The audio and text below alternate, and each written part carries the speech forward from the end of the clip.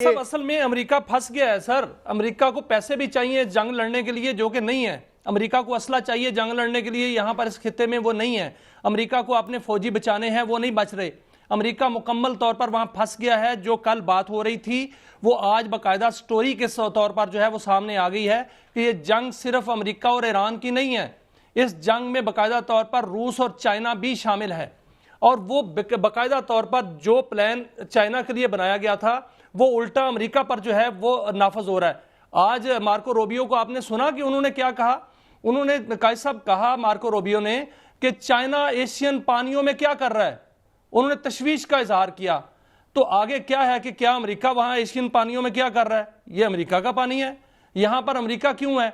तो इसलिए अमेरिका को नजर आ रहा है, अमेरिका को ये रिपोर्ट्स मिली हैं, जो 3 जो हुए हैं हमले कायद साहब, जो CIA के ठिकानों पर हुए हैं बाकायदा तौर पर, और पिन पॉइंट लोकेशन पर जाकर जो है वो ड्रोन्स ने मारा है, शाही ड्रोन्स 136 ने।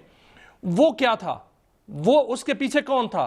बाकायदा तौर पर इसकी तहकीकात शुरू हो गई हैं, और इसके पीछे पसे पर्दा एक कहानी जो है वो बयान की जा रही है।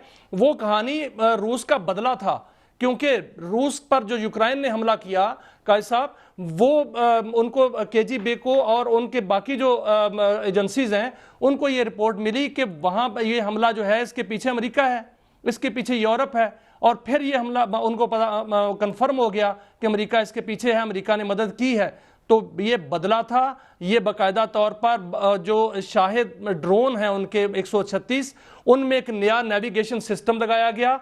वो ऐसा नेविगेशन सिस्टम है जो सिर्फ और सिर्फ अपने ना सिर्फ रडार को नजर नहीं आता, धोखा भी देता है, और बाकायदा तौर पर उस लोकेशन को वो हिट करता है जहां पर मौजूद जिसको हिट करना होता है। रियाज में जो हिट किया गया, शाम में हिट किया गया। कायद साहब 1 मिनट दीजिएगा, शाम के अंदर रूस मौजूद है ना, वहां पर गहराई में जाकर जो है कमांडो ऑपरेशन किया गया।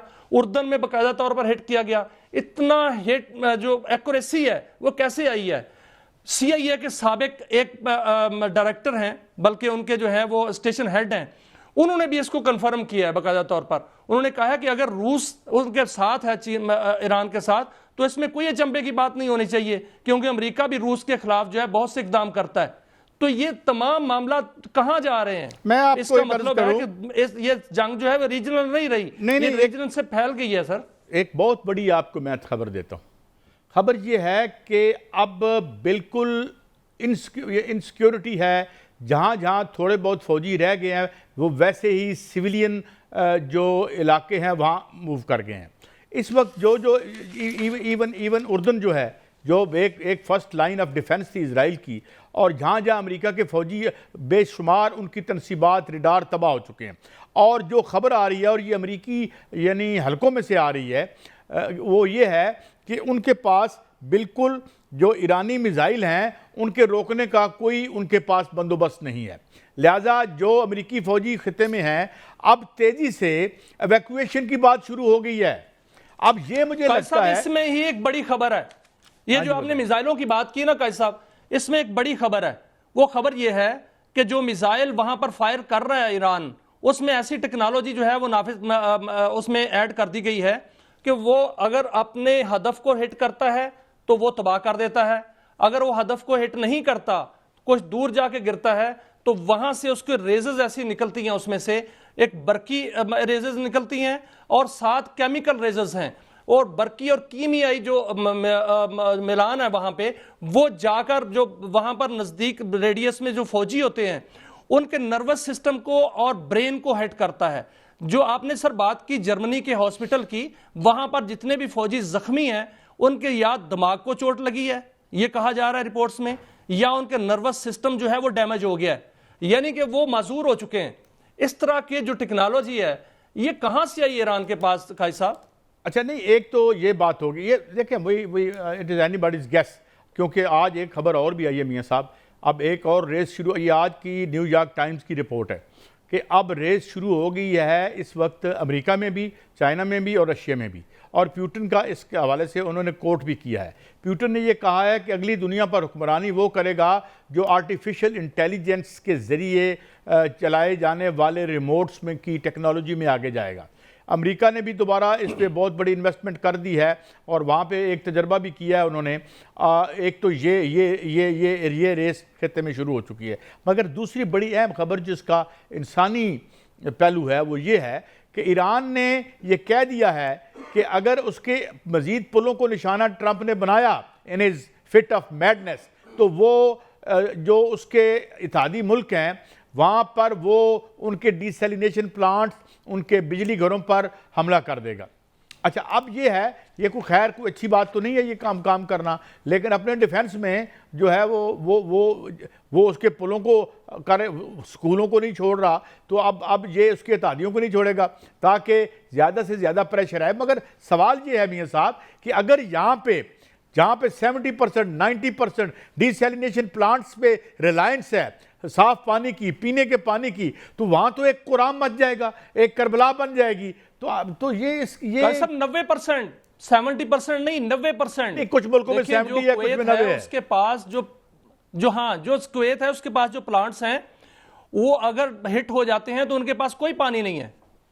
وہ اور کویت کی یہ صورتحال ہے, قطر کی یہ صورتحال ہے, سعودی عرب کی یہ صورتحال ہے. اگر آپ یو ای کے دیکھیں تو وہاں بھی ڈیسیلینیشن پلانٹ جو ہیں اگر وہ ہٹ ہو جائیں یا ان کے ایٹمی پاور پلانٹ جو ہیں وہ ہٹ ہو جائیں, ان کے جو ہے باقی ملکوں کے خلیجی ممالک کے اگر پاور پلانٹ جو ہیں وہ ہٹ ہو جائیں تو پھر نہ وہاں بجلی رہے گی, وہ رہنے کے قابل واقعی نہیں رہیں گے. یہ گریٹ گیم ہے قائد صاحب, اس گریٹ گیم کو چھوڑیں, گرمی کتنی ہے. امریکہ دو رخی گیم کر رہا ہے سر, دو رخی گیم کر رہا ہے امریکہ. 1 منٹ دیجیے گا. امریکہ دو رخی گیم کر رہا ہے, ایک تو وہ ایران کے خلاف, دوسرا وہ سعودی عرب کے خلاف. پہلے ایران کو ڈیمیج کیا, جو اسرائیل ہے وہ دم دبا کے بیٹھا ہوا ہے اور وہ لومڑی کی طرح بیٹھا ہوا ہے, کسی وقت بھی وار کرے گا. دوسرا جو ابھی وار ہے وہ سعودی عرب پہ رہا ہے. آپ نے دیکھا کل ایک سول ایٹمی ڈیل کی بات ہوئی اور آج اس کو جو ہے وہ اس پر غلاف جو ہے پہنا دیا گیا, اس کو شرط رکھ دی گئی کہ ابراہیم اکارڈ کو سائن کریں گے تو پھر ان کو جو ہے وہ ڈیل کی منظوری دی جائے گی. یہ گریٹ گیم کا حصہ ہے سعودی عرب کو پھنسانے کے لیے اور وہاں پر جو ولی عہد ہیں ان کو پھنسانے کے لیے.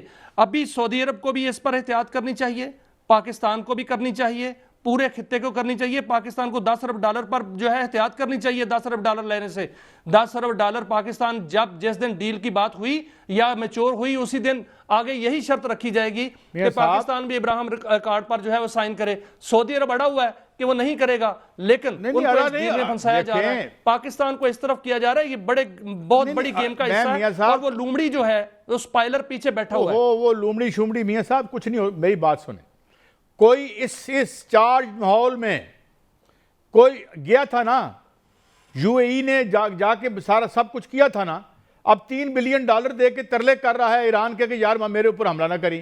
یہ ایک پہلو ہے. میں دوسرا پہلو آپ کو بتا دوں, آپ کوئی آبادیاں مر نہیں گئی مڈل ایسٹ کی, یہاں پہ شخصی حکومتیں ہیں, ڈیموکریسیز نہیں ہیں, یہ اپنی جگہ, لیکن ایسا ان پاپولر ڈیسیژن اس ماحول میں اگر آپ نے کیا تو پھر ہمیں سبق سیکھنا چاہیے. ویسے تو ہمارے ہمسائے میں بھی بہت سبق ہے ہمارے لیے جس پہ ہم آخر میں جا کے بات کریں گے. تو اتنی بڑی پبلک میں معافی چاہتا ہوں, میں مکمل کر لوں, پبلک لیش ایسی آئے گی کہ آپ کو امریکہ اور اس کی جنگ بھول جائے گی. بھائی یہ ان پاپولر ڈیسیژن جہاں پہ اتنی سخت نفرت اسرائیل کے خلاف عرب عوام میں پائی جاتی ہے, عرب عوام کو چھوڑیں.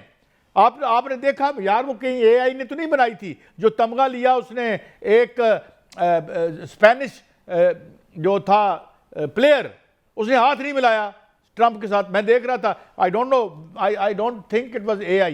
بہرحال میں یہ کہہ رہا ہوں کہ عرب ممالک میں لوگوں میں اتنی شدید نفرت ہے اس کے خلاف کہ any such decision can not only be self defeating, it would be something like committing a suicide.